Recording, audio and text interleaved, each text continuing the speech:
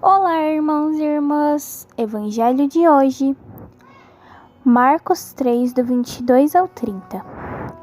Naquele tempo, os mestres da lei, que tinham vindo de Jerusalém, diziam que ele estava possuído por Beelzebu, e que pelo príncipe dos demônios ele expulsava os demônios.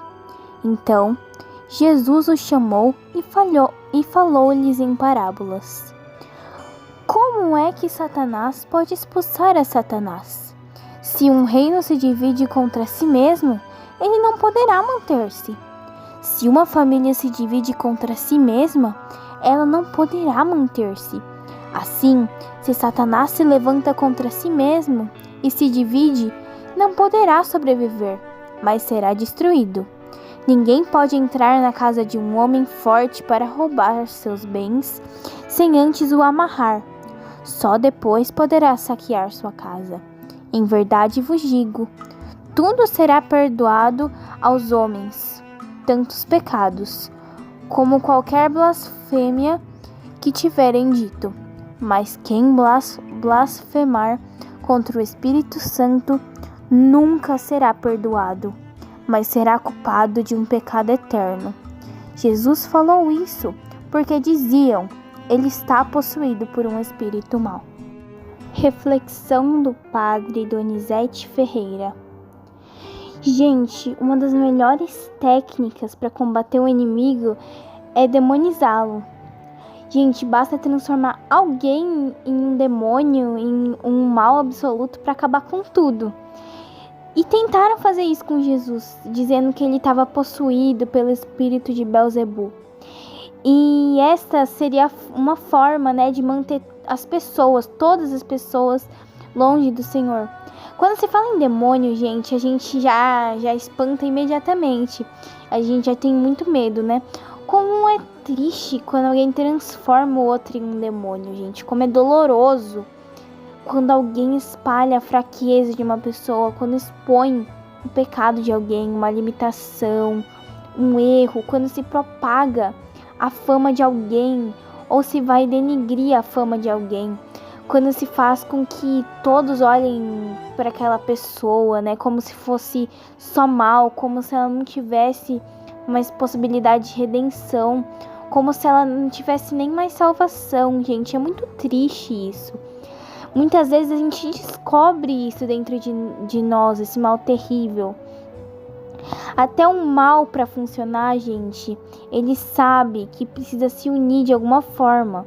É claro que o inimigo sempre por excelência é o divisor, mas para ser eficaz ele age com unidade, de forma compacta, sem divisão. O mal forma o que a gente chama de associação criminosa. O mal se une justamente para ter uma eficácia, para atingir seu objetivo. Quantas vezes dentro da gente existe essa maquinação, essa tendência para arquitetar o mal? Quantas vezes dentro da gente a gente calcula, a gente julga, a gente planeja o mal, a gente pensa o mal de alguém e muitas vezes a gente até usa outras pessoas para realizar o mal, para fazer o mal. A gente tem que ter a coragem hoje de colocar a luz de Cristo nessas trevas que afetam a gente. Como eu disse, o mal para funcionar sabe qual estratégia usar. Por que a gente não entende essa estratégia e agimos da mesma forma, só que para fazer o bem? Se a gente pensar o que enfraquece todas as nossas experiências do bem, chama-se divisão, gente. A igreja se torna insignificante por causa da divisão entre nós cristãos. A família se torna um inferno quando acontece a divisão. As nossas comunidades se tornam estéreis por causa da divisão, gente. Olha, veja esse texto da Escritura.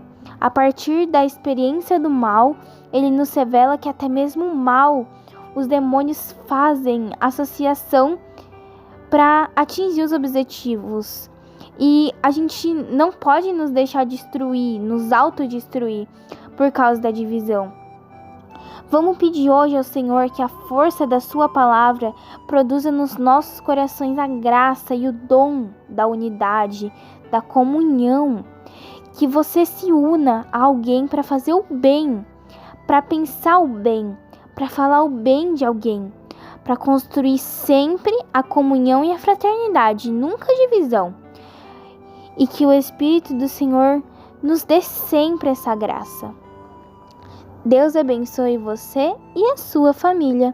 Tenha um ótimo dia.